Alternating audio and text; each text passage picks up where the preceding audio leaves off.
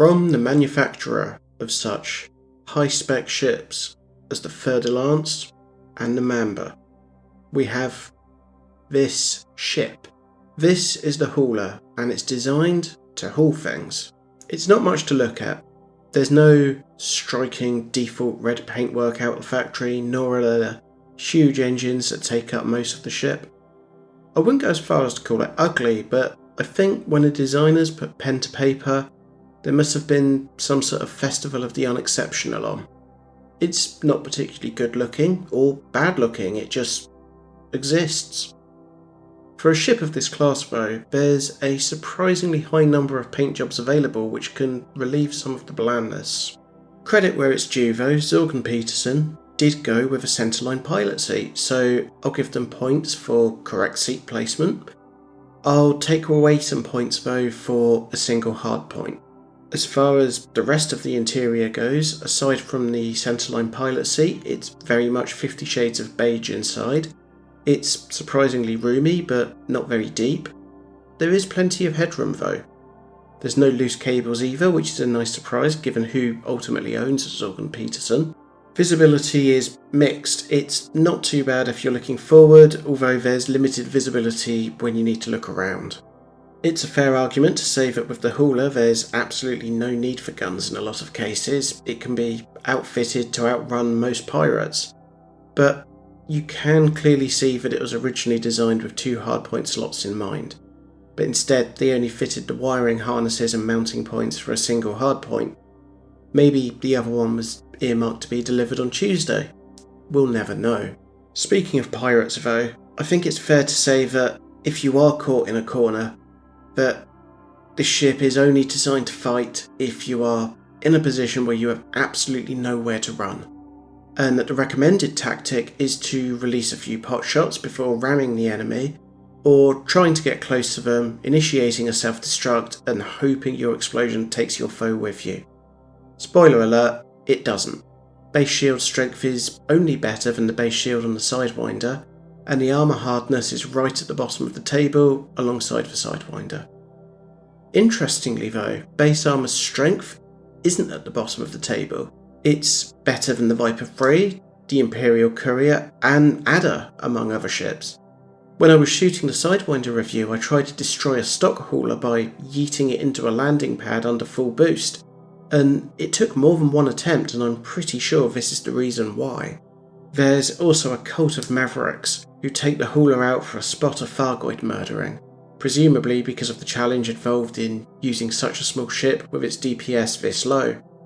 Fair play to them, but for a small Goid bashing ship, I'll stick with my Viper Mark IV. As I said, not a combat ship unless you want to test your skills to the absolute limit.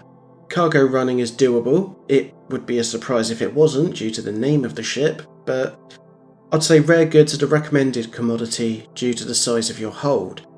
Don't get me wrong, if you're trade focused and just starting out, it's a solid upgrade over the Sidewinder for the price, with the ability to carry about an extra 10 tons. But even so, it's not exactly a massive hold that you're dealing with. Plus, with the frankly exceptional jump range for this size of ship, it's an ideal ship for transporting goods that get more profitable with distance covered, even if potential range does suffer with every ton that you're carrying. Mining is another option, but you'd better have some decent in-ship entertainment as the single hardpoint makes for some slow progress. And again, with the small hold, you need to be picky about what you mine, as you don't want to be heading back to the station every 5 minutes to flog your wares.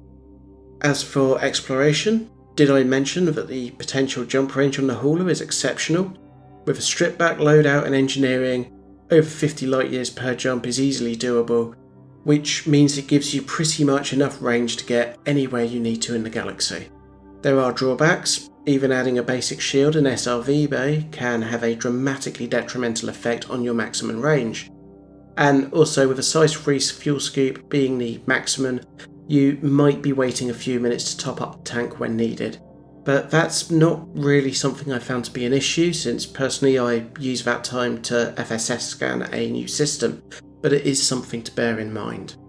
As for Other uses, some people use the hauler as a taxi to go around the galaxy and pick up their bigger, more appealing ships. I tend to use mine on occasion for picking up signal sources to gather materials and encoded data, plus the odd biological scanning spray. The small size means you can park it pretty much everywhere, and the range means you can go a fair way out to get that first footfall moment. First to scan surely means that megabucks are around the corner. It's also cheap, coming in at 52,000 credits. Cheap to buy, cheap to outfit, and cheap to replace. The only ship that's cheaper is the Sidewinder, and for cargo and exploration, the hauler is a nice step up. If you're going in for combat on the cheap though, the hauler is a definite downgrade. You're better to save 8,000 credits and buy an Eagle if you're desperate for an upgrade and strapped for cash. Or if you can stretch to it, buy an adder for another 30,000 credits.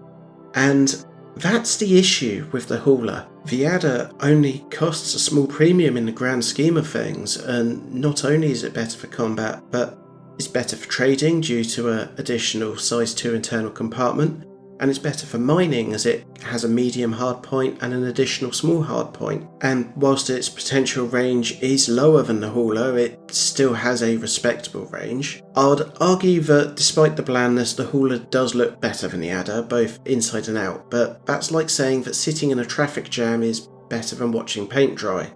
It's probably true, but after a while both activities are going to become pretty dull. It's not all bad, it's more meh. With that being said though, if you get some 2A performance thrusters with dirty drive drag tuning, and you tune the distributor, you can have more fun throwing the ship around than you'd expect, but again, you can get more speed out of an adder for not much more. Plus, as far as I can tell, you can also get more speed out of the Sidewinder. So it's something to try if you have a hauler already in the hangar, but probably not worth buying with the intention of seeing how close you can go to a mountain at speed. As I said about the looks, it's not particularly good or bad, at least considering the price. It just exists. Unless you're thinking combat, in which case yes it is bad. But for the most part it just exists. It exists in the shadow of the adder. So that's the hauler. Various links and all that are in the description. Probably going to be putting the Cobra review together next, so I hope you stick around to watch that. All that aside, have an excellent day with whatever it is that you're planning on doing, and I'll see you on the next video. 07.